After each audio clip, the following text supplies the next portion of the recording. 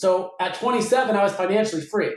Now keep in mind, I was still poor as shit, but my cash flow exceeded my expenses. Still poor, but financially free, but I owned assets.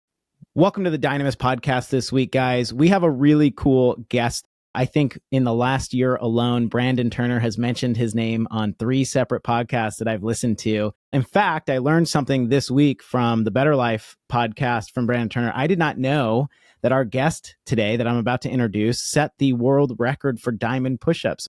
My guest today is my new friend over the last year, Gabriel Hamel. And I just want to read a quick introduction to Gabe before we dig into the meat and potatoes of this episode. Gabe lives in Oregon with his wife and 2 kids. I've met his family. They are wonderful. And you can tell it's very evidently clear he prioritizes his relationship with his wife and kids. Gabe prioritizes a few things in his life: family, health, happiness, travel, and building wealth through real estate.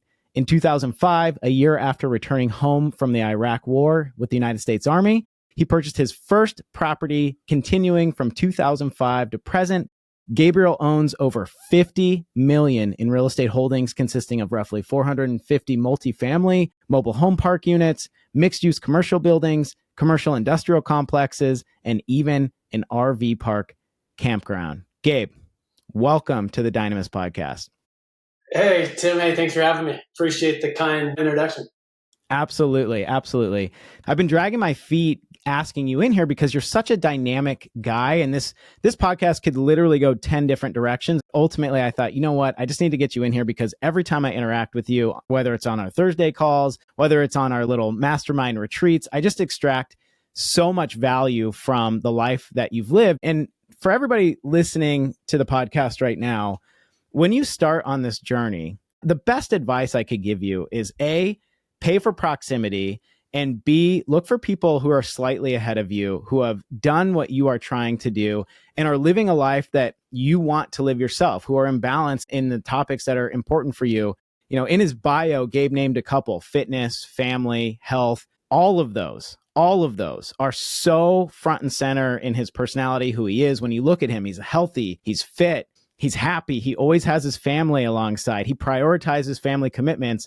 And I would just say, if you're listening, put yourself in a room where your goal is other people's norms, because just proximity alone is going to rub off on you and make you that much better. And so, Gabe, man, I just really appreciate you being here. And I know the wisdom that you're going to share with the audience today is going to go a long way. So thank you. Yeah, no, truly. Thanks for having me. And you can take it whatever direction you want. It's your show. And if I have to come back on at a later date too and chat about something else, we can make that happen. So yeah, let's start here. What you were doing, particularly in 2005, was just so off the beaten path. I've never actually heard the origin story of how you got started on this real estate investing journey. And what was your why? Why did you even start? It actually started really in my mind before ever reading Rich Dad, Poor Dad, or before ever buying a property. So really, I was the kid in high school that kind of wondered, like, hey, why the hell am I here? Why am I at school? What is what they're teaching me? How does this make sense? How does this work in the real world? Like, I was a kid that raised my hand and be like, hey, can you explain to me where I would use this in the real world? And, they would say, well, if you don't learn this, then you can't go to college. And if you don't go to college, you can't get a good job. And that wasn't very appealing to me even back then. It was the social aspect of high school that kept me in school. And then I was on the high school wrestling team. That was a big part of my life. It shaped a lot of who I was at a young age and continued into adulthood. And so outside of high school wrestling and the social aspect, I don't know if I would have stayed in school. I actually joined the Army National Guard my senior year of high school. So I was 17. I actually had to get my parents to sign off on it, which is crazy to think that's even a thing. And so in high school, I was already doing my 1 week in a month training, 2 weeks a year, just like the commercial. And the funny part is, part of the reason I joined, I had a buddy that said, hey, they'll pay for college, which I never went to. So I'm not sure why that was appealing. And then, I did a bunch of odd and end jobs after high school. And then it was actually 2002 that I read Rich Dad, Poor Dad. So it was actually before my deployment. So I read that book and I'm like, oh shit, this makes sense. The book was answering questions that I didn't even realize I had. I always had that entrepreneurial spirit and I was always attracted to business. I just didn't know what that looked like or what that was going to mean for me. And so I read that book and I'm like, yes, this makes sense. Financial freedom. I'm going to invest in real estate. I'm going to buy properties. And for most of your listeners who've read that book, it's not a how-to book. It's just a mindset around business and finance and, breaking the status quo of go to school and go to more school and get a job and work for someone that, for the rest of your life until you're old. And so I just kind of aligned myself with that. And then it was shortly after that that I was deployed. So I got a phone call. 5 days later, I was gone. I was deployed.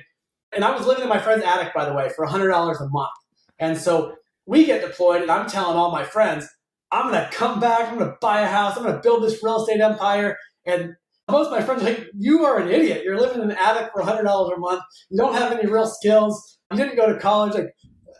Like, what are you talking about? And I was like, I read this book, and, people do this. People become wealthy, and they do that through owning real estate and assets. And I'm just going on and on about assets versus liabilities and cash flow. And, a lot of my friends were just like, yeah, cool dream, buddy. Keep dreaming. And then it was that, came back from the Middle East in 2004 and bought my first house in 2005. How did you buy that first house when you came back from Iraq? Did you use a VA loan? I did not use a VA loan. So I come back 2004, 2005. It's right in the middle of subprime. I'm talking to different lenders, trying to build network, just trying to do all the things and learn as much as I can. Keep in mind, I had no job and no income and no down payment.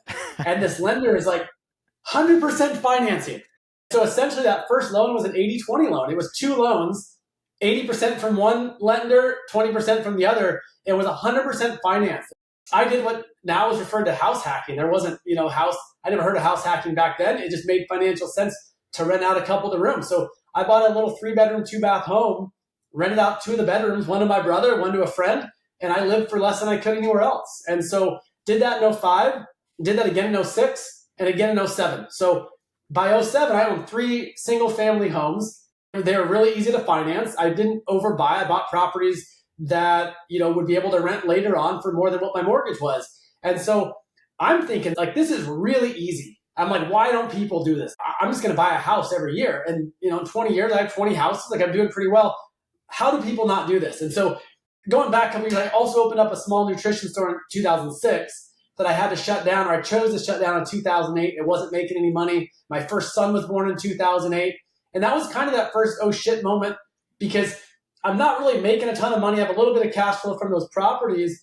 And I decided, hey, I'm going to go back to the bank and buy another property. Well, for those that remember 2008 guidelines had changed a lot. You couldn't just be someone with a heartbeat and get a loan. Like you actually had to qualify. So 2008, I have these 3 single family homes. I go back to the bank to buy my 4th house. And they said, you don't qualify.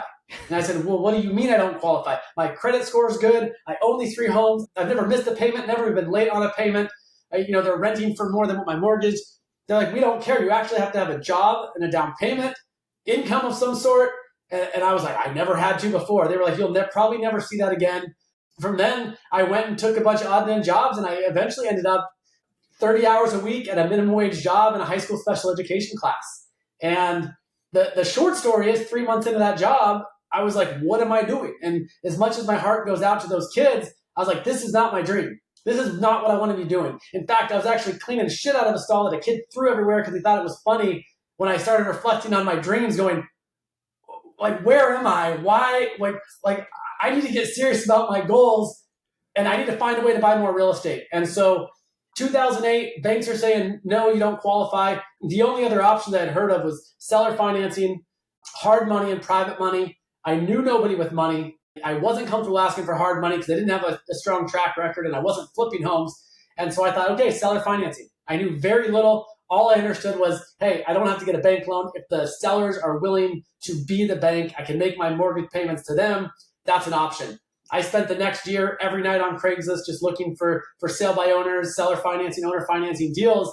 And the short story is I bought 2 duplexes side by side a year later in 2009 that replaced my income. And so I was making very little. It was a low paying job. So at 27, I was financially free. Now keep in mind, I was still poor as shit, but my cash flow exceeded my expenses. And so I was technically financially free.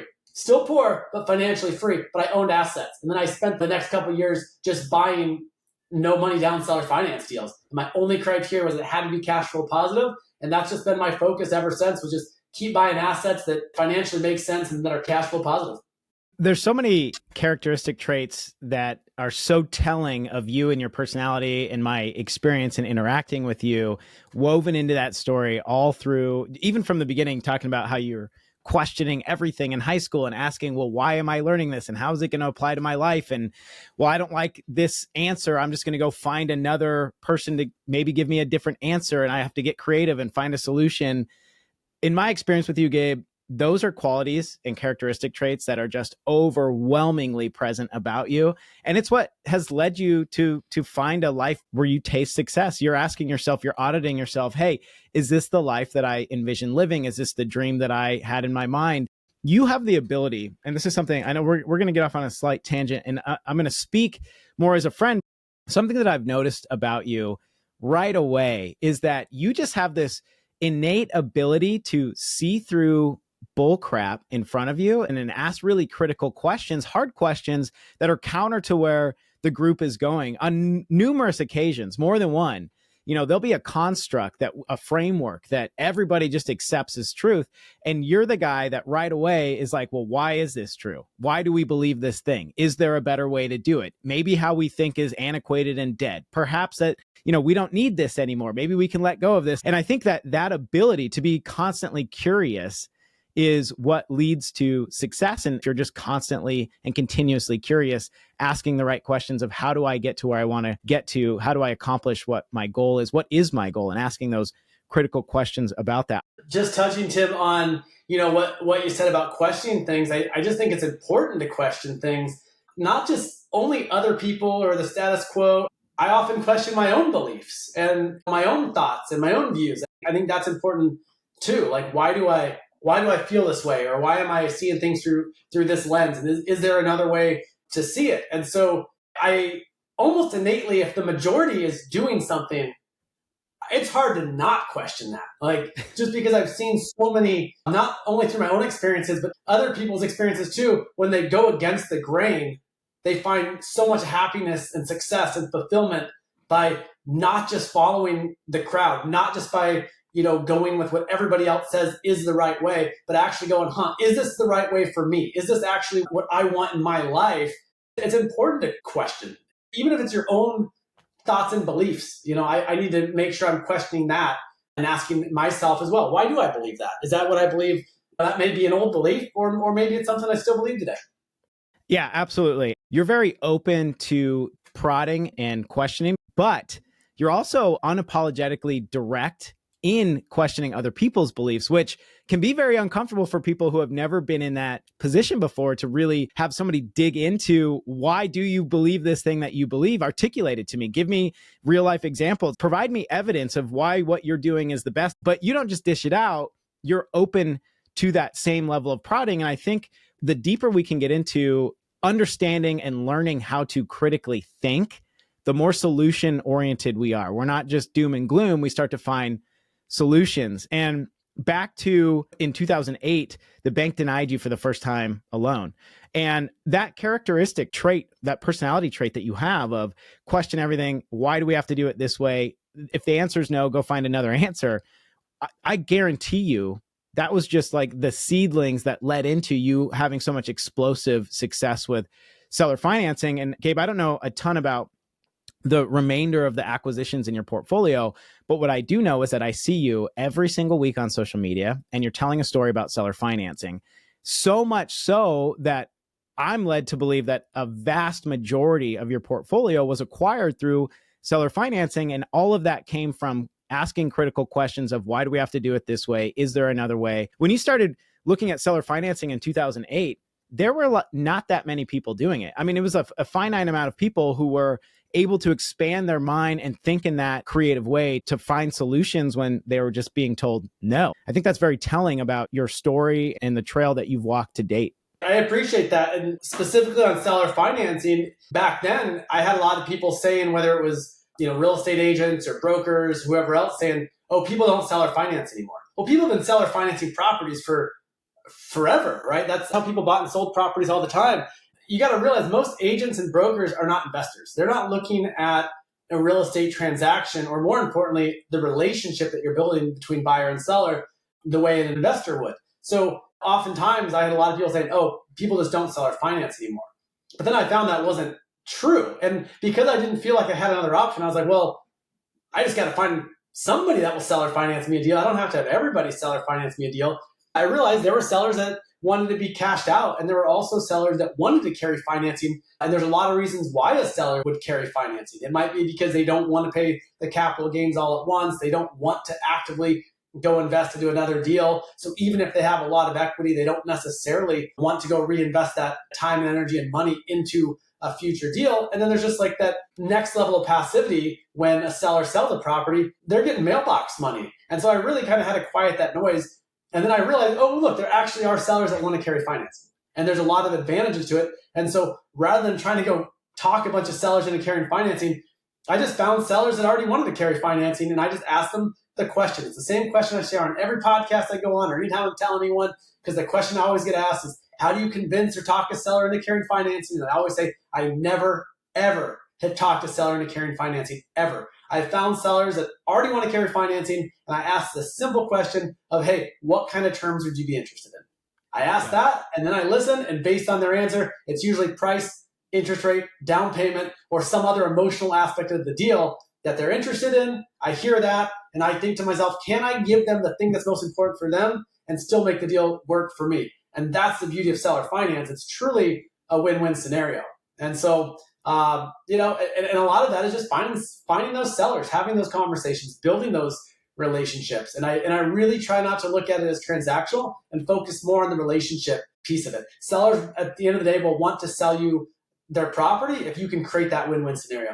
You just hit the nail on the head. I've had very limited experience with seller financing. In fact, I'm involved in my first seller financing opportunity right now. So it's a huge learning curve. I thought I was prepared. I thought I knew what to expect. And of course, you can read books and practice all day long on paper, but until you step into that batter's box, and start sharpening that saw, you just don't know. But the only way to improve and be better for the next one is to get off the sideline, make the mistakes in real life and go learn. But the one thing that I will relate to you on is that, seller financing is based off of getting creative and solving a problem. It's not strictly transactional. It's not how much do you want? Here's the terms. It's, oh, here's the problem. Let's collaborate together to find a solution that is a win for you and a win for me. And something that you harp on continuously involving seller financing.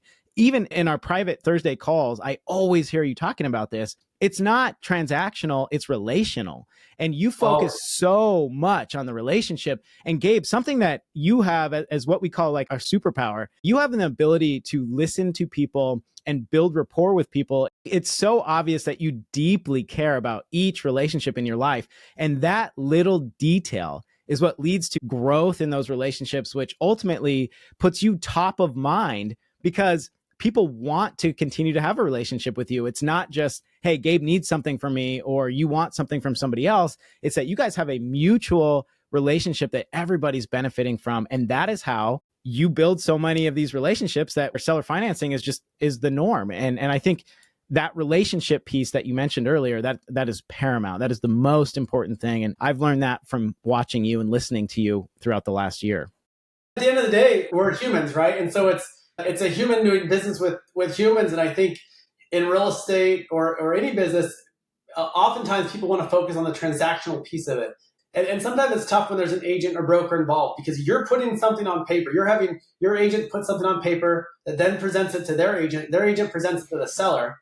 And you have no idea if what you presented is even what the seller wants. So that's where it becomes very transactional. Now, there is an aspect of real estate investing, obviously that's transactional. There's the transactional piece of it. But if I'm putting something on paper that gets presented to the seller, and I don't even know if that's what their needs are, that's not, if I don't even know if that's what they want, they only see it as transactional. So if you have the opportunity to build a relationship, have a conversation with those sellers, you're taking the transactional piece out of it and really just focus on the relationship piece. And I think that's where a lot of people miss the human element that's really, really important in a business transaction. Yes, the relationship, and then all the rest of the terms get figured out. I want to shift gears a little bit. You have such an innate leadership ability. It's very clear that you're just a natural leader. And part of why you're such a natural leader is because you live a life that you want to live. You do what you say you're going to do. You prioritize what's important to you because you have extreme clarity. You have extreme clarity in what your goal is and what your vision is, what you want to accomplish, how you want to live your life. And you prioritize things that are very important to you, and your family is front and center. And I asked you before we started recording this podcast to send me a couple ideas of things that you're passionate about and that you want to talk about. And you sent me 3 topics. And the first topic you sent me was how what we believe deeply becomes our reality. The second thing you sent me was the importance of time freedom and how real estate can provide financial freedom and how financial freedom can lead to time freedom. The third thing you sent me is how health, wealth, and happiness are choices that we make every single day. And I was hoping for our last 20 minutes or so in this podcast, if we could dig into some meaningful conversation about those things, because I know how important they are to you and you exemplify them every day. Let's start with clarity and goal setting. So you mentioned back when you were teaching special education, you were, making not very much money, and you had this epiphany of like, this is not how I envisioned my life. I'm off track. You have this crazy ability to like check your compass azimuth and correct course quickly. You audit yourself regularly. When did that ability start? How did you start setting goals? How did you get such clarity in the direction in life and what you wanted your life to look like and be like and feel like? Where did that come from? How do you audit yourself? And then how does what you believe play into that? It's hard to say from like initially, right? Like I often say, I was fortunate that I had a mom that would tell me, hey, you can do anything that you put your mind to. And so, at a young age, I believed that, but I also started seeing that actualize in my life. I very much at a young age believe like if I believe something strong enough, I can make that happen, like make that shit happen, right? Power of thought, law of attraction. And I also realized that there's the law of action that rarely gets talked about. I'm not one that thinks, oh, you can just only manifest it through the mind. Like you also have to take action on those goals. Wrestling was a good example of like, I had a strong desire to win a state championship my senior year, but that started my junior year that I believed that I was going to go do that. So it's not like I didn't have to train, just imagine and manifest that, oh, I'm going to win the state championship. Like I still had to put in the work, but it was in my mind far before I ever went and did that. And it's the same with, real estate investing, right? I had this desire to build a life of financial freedom through real estate and imagine things and visualize things way before those things ever actualized. Where that came from, I don't know. Like I feel fortunate that I had supportive parents and a mom that said, hey, you can do anything you put your mind to. And I just almost just childishly believe that. And I still believe it. And I want to instill that in other people because when I see someone, kind of like we talked about earlier, going against the status quo because they believe something so much so that they're willing to risk something or willing to go against the grain to find a way to make that happen, oftentimes those people find a lot of success in that journey, going with what they believe strongly in their mind is right or what they strongly desire versus what everybody else in their life is telling them they should or need to be doing. Right there. Success is rarely found in popular opinion. If everybody's going one way, you're rarely going to find somebody who's ultra successful, who's going in the exact same direction. There's always going to be people questioning you. And this is what makes success so difficult is having this mental clarity, having a mental audit, believing and seeing what you want to accomplish becomes paramount because you're going to have so many people telling you, I think this is a bad idea. Hey, just do what everybody else is doing. This is safe. Look at this guy. You can go have a great job and live a great life. But if that's not what you want, it takes a lot of effort and it takes a lot of practice to maintain that mental fortitude to really get where you want to go. That almost fueled me in a way at a young age of like, when someone told me I couldn't do something, it like made me want to show them and myself that I could. I think I'm still guilty of that to an extent, but it's like, there's people doing it. There's people doing all sorts of amazing things. Why not choose to be one of those people that are living a life that you want and you create?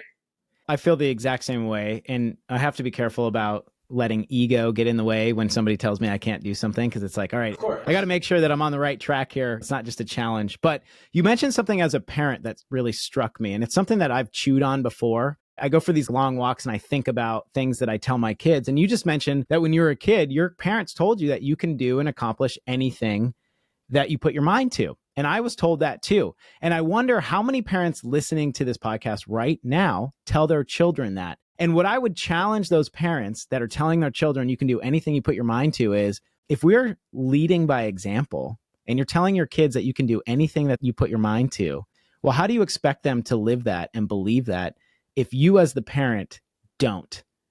Do you as a parent Yeah. believe that you can accomplish anything you put your mind to? And if not, then you need to fix that, rectify that. And for the purpose of, what you tell your children is leading by example. You can't just say something that you don't believe. That really struck me as a dad myself when you made that comment. I think it's important. I mean, when my kids were little, they did gymnastics, and there was a 5-year-old boy, and I hear his mom telling another parent, he wants to be a race car driver. Like, he wants to be the fastest race car driver in the world. And I told him, he needs to be more realistic and think about a job he could actually have, like an engineer, like his dad. And I'm sitting there thinking, the fuck, this kid's 5 years old. 5 years old. He wants to be the fastest race car driver in the world. Like, when that kid's 20 years old, there will be somebody that is the fastest race car driver in the world. And this kid at 5 years old, mom was already like, no, not you. You can't do it. Why don't you think realistically and become an engineer like your dad? And dream is just crushed. Now, who knows the resilience of that kid? I have no idea where he's at today. Maybe he's, working on being a professional race car driver, but likely he's been told that his whole life. And now he's probably a teenager who's told, like, no, don't take that risk. Don't go do that. Even if it's not a job that you really want, go be safe.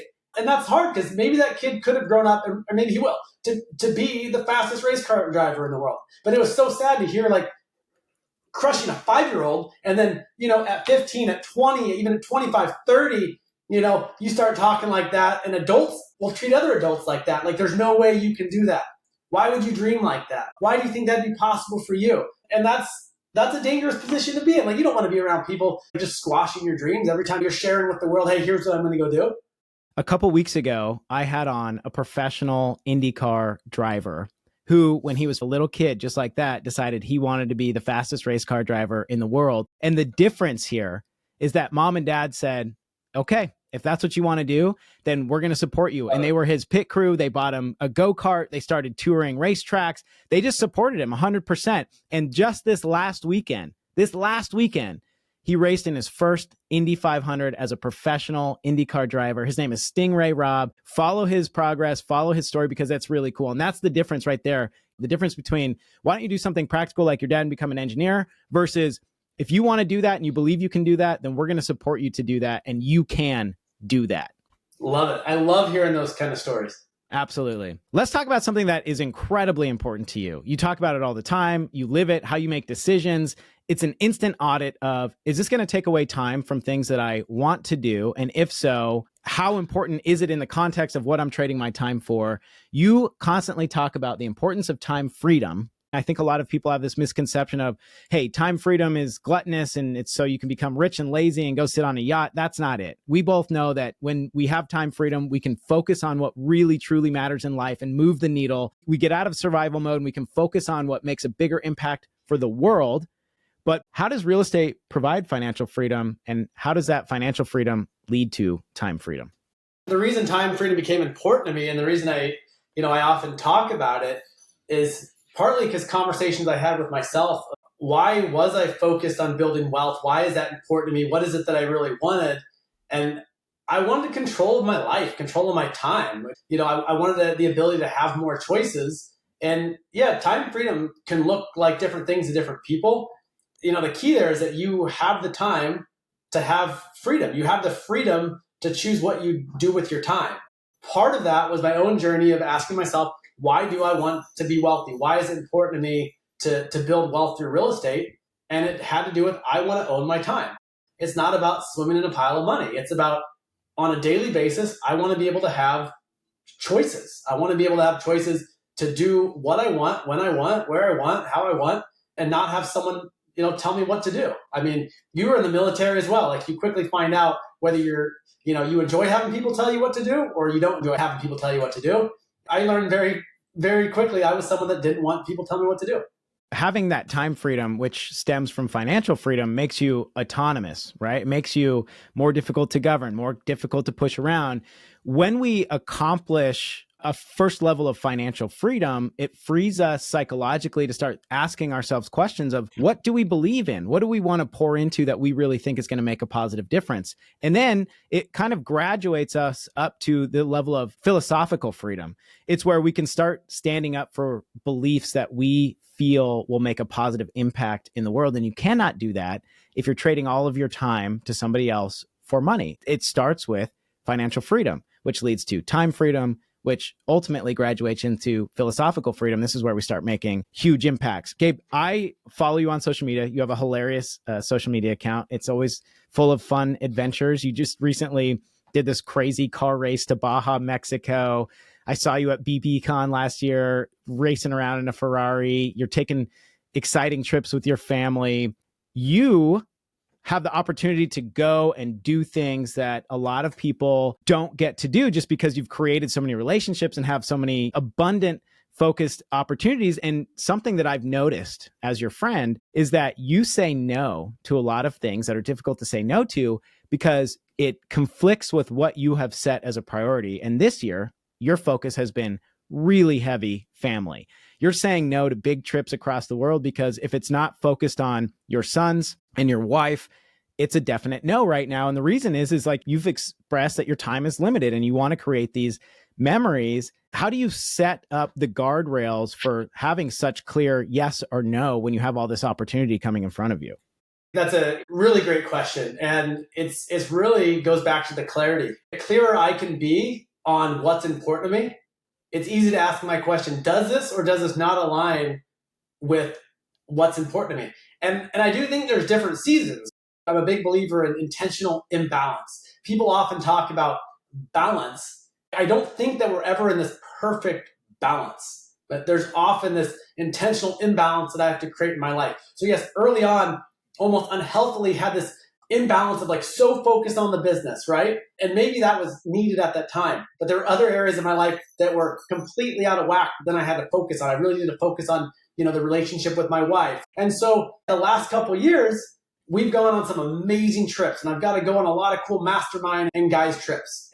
Say 4 years ago, my wife was like, hey, we really need to do stuff just you and I more. So my wife and I have gotten to go on a lot of really cool trips as a couple. And now our kids are 13 and 15. But right now, the focus is like, how can we create more of these amazing memories? Because at 13 and 15, they're not that far off from being grown. And so now there's an intentional imbalance of like, hey, I'm going to say no to every guy trip that comes up and every mastermind trip. I'll go to some because it's important for me to fill that bucket. That's also important to me. But how can I intentionally imbalance more of my time, energy, and focus on doing family trips and things that are going to enrich us as a family? And so that's creating an imbalance around that. My health is still going to be important to me. My relationships outside my family are still important to me. Building wealth through real estate is still important. But right now, I need to imbalance and have a heavier focus on family. If it doesn't align with that, it's just easy to say no. I love that, Gabe. And it's so evident, like you're a living example of doing what you say you're going to do and what is important to you. It's been a blessing, a true blessing, just coming alongside you and learning from you and, looking up to you. You've blazed a trail. And it's really important for guys like me who are coming up, who are looking to you and walking in those footsteps to achieve a fruitful life. As far as the family prioritization, I have a really close friend say to me, you have really two opportunities to make memories with your children. And that is the repetitive family tradition things like a certain Christmas recipe, Friday night movie night, a road trip you take every summer. But outside of that, it's really these big adventure items, like a crazy hike, a trip together somewhere cool that they've always wanted to go. It's really awesome, Gabe, to see you prioritizing that and living that with your family. And it's a good example. It's a good reminder for me that I need to do that a little more. My wife's trying to get me to buy a used camper so we could take some camping adventures with our kids this summer. Tim, it's worth it. When Oregon shut down, we jumped in an RV for 2 months and just traveled the country, went to 8 states in 2 months. That's a good example of like financial freedom through real estate led to an opportunity to have the time freedom to say, you know what? We're not going to participate in everything being shut down and the online school thing. Let's jump in an RV and travel for a couple months and just wing it. We just jumped in with no plan. And it's like, those are the kind of things, yes, it's creating memories, but it's also that time freedom that allowed me and our family to be like, you know what? let's jump in there and just take off for a couple months. And it's those memories are more important and more valuable than any amount of money. It's not about the fancy things. It's about the ability to do amazing things with the people that you love. And again, it goes back to just having more choices. I want more choices in my life. I want people to be able to experience the freedom of having more choices in their life. There's a true freedom in having choices. Exactly right. That just stems from financial freedom, which leads to time freedom, which allows you to make those choices, right? You can invest in your family and your kids because you have the option to do so. Shout out to your man, Thomas from Dads Who Lead. My son and I are going on one of his father-son retreats this summer. Gabe, I want to close out with just expressing my extreme gratitude for how much I've learned from you this year, continue to learn, our relationship that's growing. I look up to you in a lot of ways, and I know I've never expressed that directly to you, and I don't want you to feel pressured about it, but it's really meaningful. Our relationship is really meaningful, and you're making a trail that is walkable for me, and that's something I'm extremely grateful for, and I will always be in gratitude for. I love your concepts and how you think about things and problem solve. So Gabe, thank you for being on the show today. It was really, really meaningful. Tim, thanks for having me. I genuinely appreciate the kind words, and I look forward to watching you grow as a person and being able to experience your journey. Yeah, well, we're doing better than how I first met you. I think the first time I met you, I sat in a circle and started crying because I was like working too much, never saw my kids. So we've graduated from there. Couple times. That's right. But hey, that's exactly why our relationship is so meaningful. It's like you got to get friends where you can just be like that. So anyways, Gabe, before we get out of here, where can people get in touch with you? Yeah, best way to find me is just on Instagram. It's the real Gabriel Hamel. All right, guys, for everybody out there in the Dynamis world, we do these shows for free for you to show you that there is a way beyond the way that you've been told it has to be done. We want you to be dangerous. We want you to be free and autonomous individuals who have complete time freedom. We have financial freedom. We want you to move the needle in what you believe moves the needle the most. So if you like this type of information, if this is helpful to you, do us a favor, like the show, subscribe, tell your friends to listen. We are trying to start a movement. We want as many autonomous individuals in the world as we can possibly find because we are all elevated and better for it. We want dangerous, powerful people that are ungovernable and freedom seeking. So if you guys like the show, please like, share, and subscribe. And if you are local, if you're in the Tacoma area and you want to meet us in person, don't forget to sign up for our local Pints and Properties meeting the first Tuesday of the month. We cannot wait to see you there. We will catch you all on the flip side.